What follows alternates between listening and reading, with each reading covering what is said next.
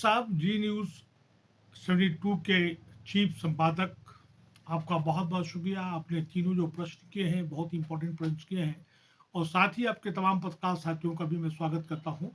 आज का दिन संविधान दिवस 26 नवंबर को मनाया जाता है।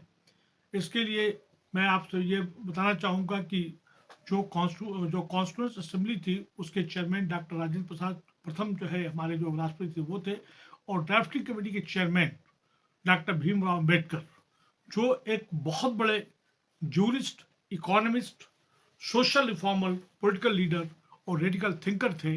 और मैं समझता हूँ कि पूरे वर्ल्ड में इन जितनी के पास डिग्री है किसी के पास नहीं है। आपका पहला सवाल कि सुप्रीम कोर्ट में डॉक्टर बी आर अम्बेडकर की प्रतिमा लगाने को आप किस तरह से देख रहे हैं। दरअसल ये स्वागत योग्य है, ये पहले ही हो जाना चाहिए था। बल्कि मैं तो आपके माध्यम से ये कहूँगा कि पूरे भारत में जहाँ कहीं भी हाई कोर्ट हो, वहाँ के प्रेमाइसेस में और जो डिस्ट्रिक्ट कोर्ट में है वहाँ पे होना चाहिए। और उनके साथ साथ में जो भी इस तरह के जूरिस्ट हों, जो ह्यूमैनिटी की बात करते हैं, जो कॉन्स्टिट्यूशन की बात करते, जो संविधान की बात करते हैं, उनकी भी प्रतिमा लगनी चाहिए। मतलब स्टेट वाइज अगर देखा, जिसने इंसान को, इंसानियत को और सबको समान रूप, एक रूपता देने के लिए जो बात कही हो, ये डॉक्टर भीमराव अंबेडकर का ही देन है कि कॉन्स्टिट्यूशन में 9 राइट्स दिए गए हैं जो कोई भी उसको ले नहीं सकता है। मैं आपके माध्यम से इनको दोहराना चाहता हूँ। Right to equality, right to freedom और स्पीच एंड एक्सप्रेशन, तमाम चीज़ें हैं। Right against exploitation, right to freedom of religion, culture and education rights की बात कही है। कॉन्स्टिट्यूशनल रेमेडी, जब किसी के साथ में कोई जुल्म जाती होती है तो उनको भी दिया गया है। लाइफ एंड लिबर्टी की बात कही है। राइट टू एजुकेशन जो फंडामेंटल राइट्स होना चाहिए, जो राइट टू हेल्थ जो फंडामेंटल राइट्स होना चाहिए, और राइट टू इंफॉर्मेशन। और इसके साथ साथ जो 42nd जो अमेंडमेंट जो कॉन्स्टिट्यूशन का हुआ, उसमें एक शब्द जो है सेकुलर जोड़ा गया, वो बहुत बड़ा इंपॉर्टेंट है। जो आज लेकर ये बात चल रही है कि संविधान को खत्म करना चाहिए, करने पर लोग लगे हुए हैं। जो मनवादी और पुंजवादी जो ताकतें हैं वो संविधान को अपने हिसाब से रिकंस्ट्रक्ट करने पे लगे हुए हैं। बल्कि जो इनका जो थॉट प्रोसेस है, तमाम तरह के नैरेटिव, नेपाल को जहाँ पे कॉन्स्टिट्यूशन कई बार बदला गया, फ्रांस बदला गया, वहाँ पे उसको लेके कोट करते हुए कि समान होना चाहिए। और मैं आपको आपके माध्यम से ये पढ़ के सुना चाहता हूँ कि इसमें जो वर्ड सेकुलर है उसके साथ खिलवाड़ करना चाहिए। ये कॉन्स्टिट्यूशन ही जो कहता है कि भारत एज ए नेशन का कोई धर्म और रिलीजन नहीं है। वो we the people of India having solemnly resolved to constitute India into a sovereign, socialist, secular, democratic republic and to secure to all its citizens जो 9 राइट्स जो मैंने बताया आपको, 9 जो हमारे हक हकूक हैं, उनको इन्होंने बात कही है। और इसमें द वर्ड सेकुलर है, सेकुलर जो है हम लोगों को बचाना है, कॉन्स्टिट्यूशन के साथ खेलना नहीं चाहिए। और साथ ही डॉक्टर भीमराव अम्बेडकर साहब ने यह बात कही कि हमारे सोसाइटी जो है क्लासलेस और कास्टलेस सोसाइटी होना चाहिए।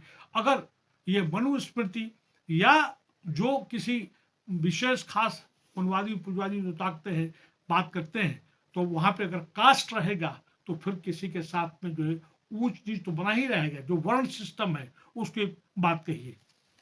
दूसरा सवाल, जावेद साहब आपके साथ में और भी लोग साथी हैं, उनका नाम मैं लेना चाहूँगा, जिसमें शाह साहब, जकरिया साहब भी है।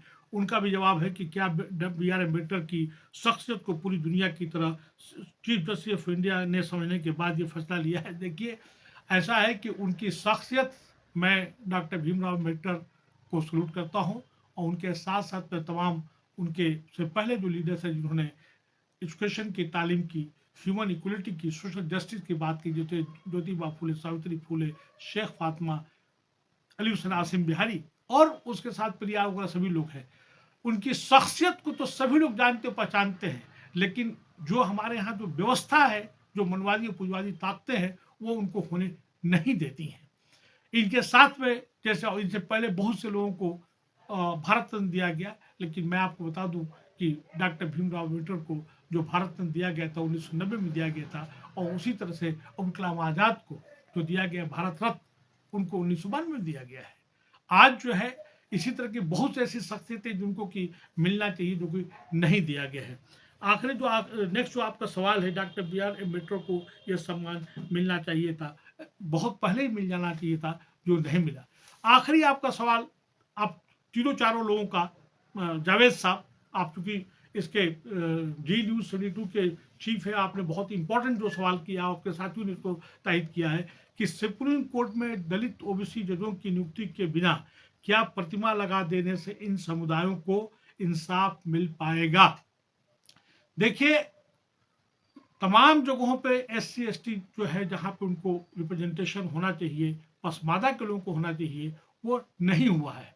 प्रतिमा लगाने से नहीं मिला है, बल्कि मैं तो ये कहूँगा कि डॉक्टर भीमराव अम्बेडकर बाबा साहब जो है, मूर्ति पूजा के बहुत ही सख्त खिलाफ थे। उन्होंने अपनी बात कही कि हमारी जो है विचारधारा को पढ़ो, हम जो बात करें उसको पढ़ो, उसको आगे लेके चलो। उन्होंने बात ये कही कि एजुकेट, ऑर्गेनाइज और स्ट्रगल। उन्होंने कहा था शिक्षित बनो, संगठित बनो और अपने हकूक के लिए, अपने राइट के लिए लड़ाई करो। यह हमें करना है। और यही नहीं, SC ST दलित के साथ, ओबीसी के साथ, पसमादा के साथ में बहुत सी नाइंसाफियां हो रही है। मूर्ति पूजा से कुछ नहीं होगा, पर्सनालिटी कल्ट से नहीं होगा। वो तो पर्सनालिटी कल्ट, शख्सियत को जो कहते हैं ना कि पूजक जो बना रहा है, उसके बहुत ही सख्त खिलाफ थे। उन्होंने ये बात कही कि जो मेरी विचारधारा है, जो उनको मैंने कहा आपसे शुरू में कि वो रेडिकल थिंकर थे, रेडिकल थिंकर थे, उन्होंने जो बात कही उस पर हमें अमल करने की जरूरत है। और दलित को, SC ST को नहीं, पूरे भारतीयों को इन पर अमल करने की जरूरत है। और मैं एक बार फिर आज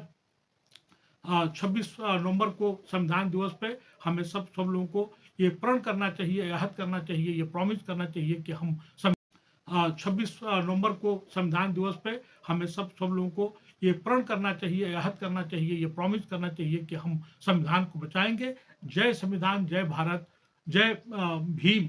और इसके बाद मैं उन बाबा साहब को बहुत बड़ा खरीदे अकीदत भी देता हूँ और उनको सलूट करता हूँ। आप सबका बहुत बहुत शुक्रिया।